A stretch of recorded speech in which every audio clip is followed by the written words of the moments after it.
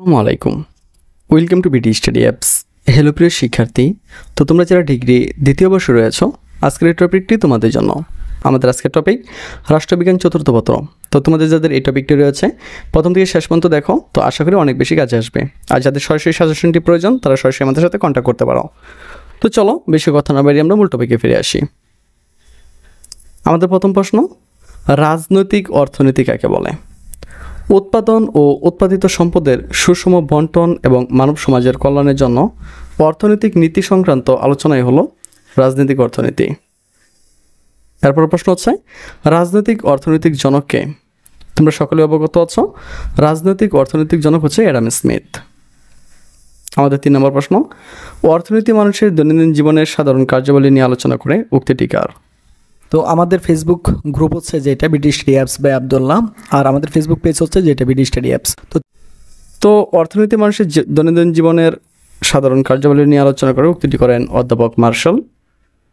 আমাদের 4 নম্বর প্রশ্ন, রাজনৈতিক অর্থনীতি কোন বিষয় নিয়ে আলোচনা করে? উত্তর হচ্ছে, রাজনৈতিক অর্থনীতি রাষ্ট্রের সীমিত সম্পদ দ্বারা অসীম অভাব মেটানোর পদ্ধতি নিয়ে আলোচনা করে। আমাদের 5 নম্বর প্রশ্ন, রাজনীতি ও অর্থনীতি ওতপ্রোতভাবে জড়িত উক্তিটি কার? তো রাজনীতি ও অর্থনীতি ওতপ্রোতভাবে জড়িত উক্তিটি করেন হারম্যান ফাইনার। 6 নম্বর প্রশ্ন, the economic basis of politics গ্রন্থটির লেখককে?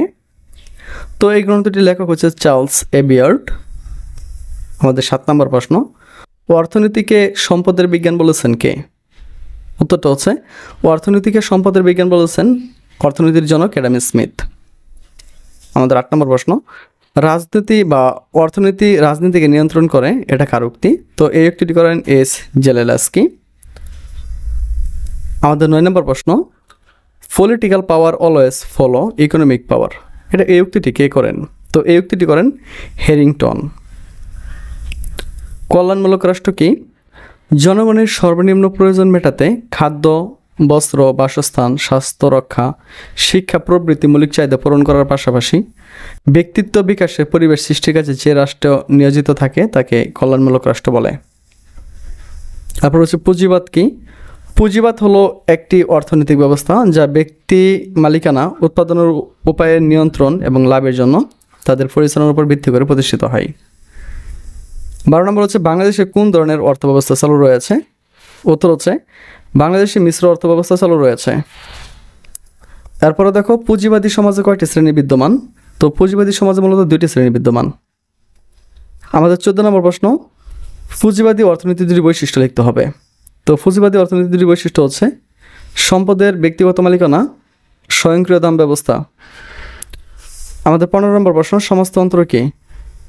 যে অর্থব্যবস্থায় উৎপাদন ও বন্টনের সকল উৎস রাষ্ট্রের নিয়ন্ত্রণে এবং এটা হবে এবং অর্থনৈতিক সুযোগ সুবিধা সুষম বন্টন করা হয় তাকে সমাজতন্ত্র বলা হয়। তারপর দেখো, বৈজ্ঞানিক সমাজতন্ত্রের জনককে?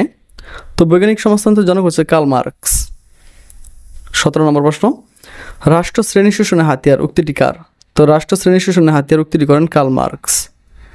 18 নম্বর প্রশ্ন, যে অর্থনৈতিক ব্যবস্থায় রাষ্ট্রীয় মালিকানা ও বেসরকারি মালিকানার পাশাপাশি অবস্থান করে তাকে মিশ্র অর্থনীতি বলা হয়। 19 নম্বর, মিশ্র অর্থনীতির 2টি বৈশিষ্ট্য লেখো। তো মিশ্র অর্থনীতির 2টি বৈশিষ্ট্য হচ্ছে ব্যক্তিগত মালিকানা, সরকারি মালিকানা। 20 নম্বর, মধ্যবর্তী শাসন ব্যবস্থা ধারণাটির প্রবক্তাকে? তো মধ্যবর্তী শাসন ব্যবস্থা ধারণাটির প্রবক্তা মাইকেল ক্যালেস্কি। মধ্যবর্তী শাসন ব্যবস্থা কি? মধ্যবর্তী শাসন ব্যবস্থা বলতে এমন এক ধরনের রাজনৈতিক ব্যবস্থাকে বোঝায় যা মধ্যবিত্ত ও নিম্নবিত্ত শ্রেণীর রাজনীতিবিদ দ্বারা পরিচালিত শাসন ব্যবস্থা। এরপর দেখো, মুক্তবাজার অর্থনীতি কি? যে অর্থনৈতিক ব্যবস্থায় উৎপাদন ও ভোগের স্বাধীনতার নিশ্চয়তা যে অর্থনীতি প্রদান করে তাকে মুক্তবাজার অর্থনীতি বলা হয়। তারপর হচ্ছে, মুক্তবাজার অর্থনীতির 3টি বৈশিষ্ট্য লিখতে হবে। তো মুক্তবাজার অর্থনীতির 3টি বৈশিষ্ট্য হচ্ছে ব্যক্তিগত সম্পত্তি, অবাধ বাণিজ্য এবং উদ্যোগের স্বাধীনতা। 24 নম্বর হচ্ছে, সেন্টার অফ পলিসি ডায়ালগ কে প্রতিষ্ঠা করেন?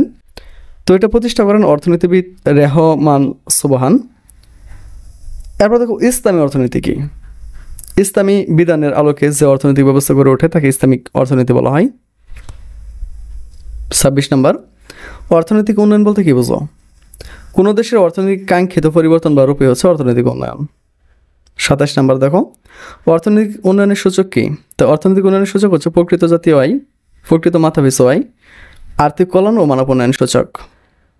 তারপর দেখো, বাংলাদেশে প্রথম পঞ্চবার্ষিকী পরিকল্পনা প্রণীত হয় কত সালে? এটা হচ্ছে 1973 সালে। তারপর দেখো, অর্থনৈতিক উন্নয়নের 3টি পূর্ব শর্ত উল্লেখ করতে হবে। অর্থনৈতিক উন্নয়নের 3টি পূর্ব শর্ত হচ্ছে প্রাকৃতিক সম্পদ, দক্ষ জনশক্তি, মূলধন। আমি অনেকগুলো দিয়ে দিচ্ছি, তুমি এদিক থেকে যে কোনো 3টে দিয়ে দিলেই হবে। এরপর দেখো, অর্থনৈতিক প্রবৃদ্ধি বলতে কী বোঝো?